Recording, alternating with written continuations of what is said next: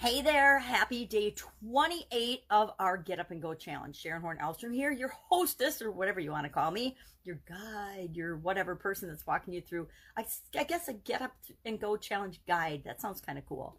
So, and I'm doing it right along with you. I actually had to do today's homework, and I had to do what I'm asking you to do every day quickly before I started the video today, because I'm like, all right, I've got the framework, but I need an example. I need a personal example of going through a spirited soap, a spiritual health soap framework, so that I can share it with you. So our tool today, I'm going to share that right off the bat before I talk about spiritual soap and spiritual health, is meditation. What is meditation? For me, and for you, it's going to be something different. There's all kinds of, there's probably hundreds of thousands of meditations. I know there's hundreds of meditation apps that you can get on your phone. There's meditation tools. There's different ways of doing meditations. There's hypnosis type meditations. There's guided meditations.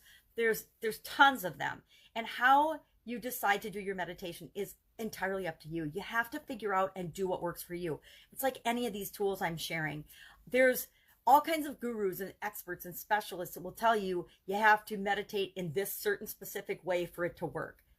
I'm going to call BS and poppycock. It's ridiculous. You have to find what works for you. For me, my personal favorite way to meditate is just to breathe and focus on my breathing and do different breathing counts. So sometimes I know some people, there's whole breath people that actually specialize in telling you how to breathe, and breathing is, to me, a form of meditation. It's a way to tap into that quiet, still voice within yourself.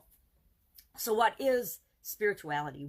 And I'm not going to define it for you. Again, like anything else, you have to define what spirituality is for you. What does spirit and spirituality and spiritual health mean to you? It means something different to me even than it meant to me 10 years ago. It means something different to everyone in my family, even though we all were raised with the same religious upbringing. You know, it's still how we practice our connection to ourself, our higher power, our soul, our being, whatever you call it, it's unique and special to each of us, no matter what our experiences have been.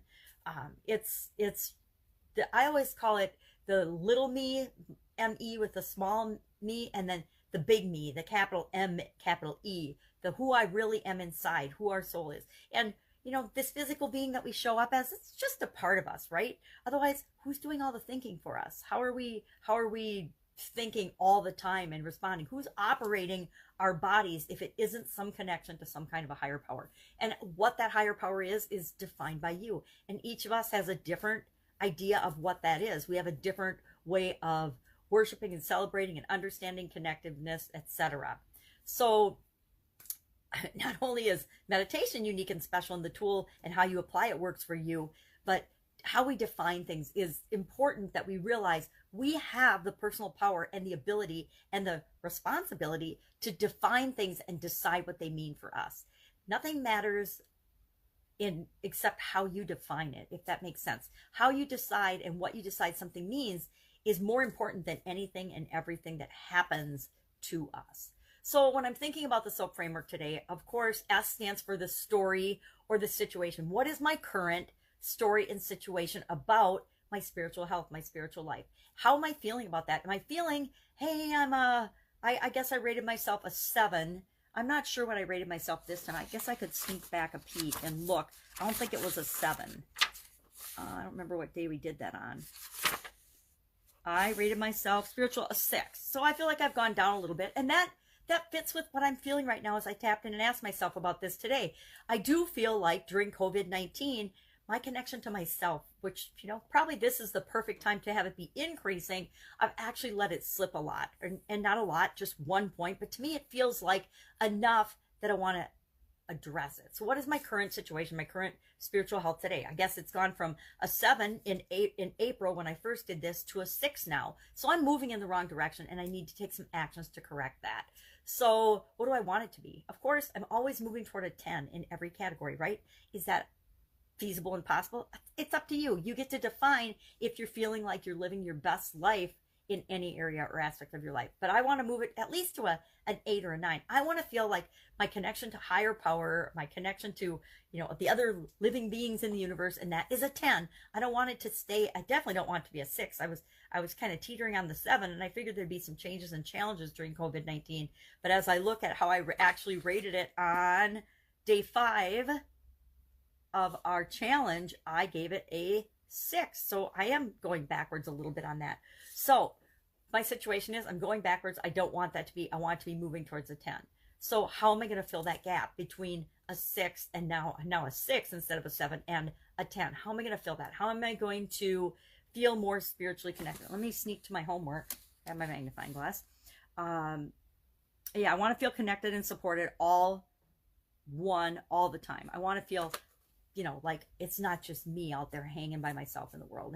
And a 6 means I've gotten separated and I've been disconnecting from what I know is really right for me. So now, what are my options? What are the possible options and things I could do about that? Well, I could, if you're religious, and if you attend mass or church or services every week, for a lot of religions and a lot of people, that has been cut off or curtailed. Some have gone online and you can see your same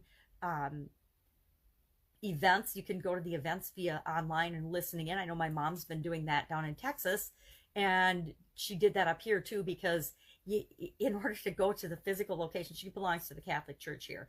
And in order to go to that, you have to make a reservation. You have to call ahead. And she's like, yeah, I'll just do it online for right now. And my mom is one of the most devout Catholics that I know. She does like 2 hours or 2.5 hours of prayer for everybody every day, because she knows we all need it and we're not praying for ourselves. So maybe you have access to that online, maybe not. But there are all kinds of other things that have been popping up remotely and online that we can, and that I can tap into and be a part of. So the thing I said I'm going to do today is I'm going to attend an event. I'm going to find an event that feeds my need for spiritual connection, spiritual belief. And actually, I did one last week, so it's not like I haven't been doing anything, but I haven't been doing it consciously on a regular basis to improve this area of my life. So I'm going to attend something today. I'll find something. There's always something going on in pretty much any area of interest that you want within a day or so online. There are, especially now during COVID, it's easy to find something that you need. So say you're a practicing Catholic and your church is closed. There is a place every day that you can find a Catholic mass to attend online. And a lot of them, you could go to YouTube and you can YouTube something and you can just stream it whenever it's appropriate or convenient for you. So as far as process and progress go and moving forward, for me, I've already committed on my thing that I'm going to find it, I'm going to attend one. And I'm also going to meditate 15 minutes a day, every day, religiously, same time, same place, every day for the next, I'm gonna commit for the next 30 days. So for the next 30 days, because I meditate every day, but it's at a different time every day, different time, different place. Whenever the mood strikes me, I'll sit down, I'll do my form of meditation. But I am committing to on my schedule for the next 30 days for 15 minutes a day, a time and a place where I will consistently stop what I'm doing, meditate on purpose for 15 minutes. I'm even going to set a timer and do it every day, because I want to know if that helps me to move more toward the desired feeling of connection and, peace of mind and relaxation and less stress and all those things that meditation can benefit us from. And it's my time to just take a break, think and feel, so it taps into other areas and aspects of my life, right? I can pay attention to what I'm thinking, even though the thought in meditation is you're not supposed to think. You're supposed to clear your mind and let things come in. Again, meditation, I could talk probably for an hour and a half about that, which I'm not going to do. It's up to you to go to the sources and find the sources that resonate and make sense to you with respect to meditation.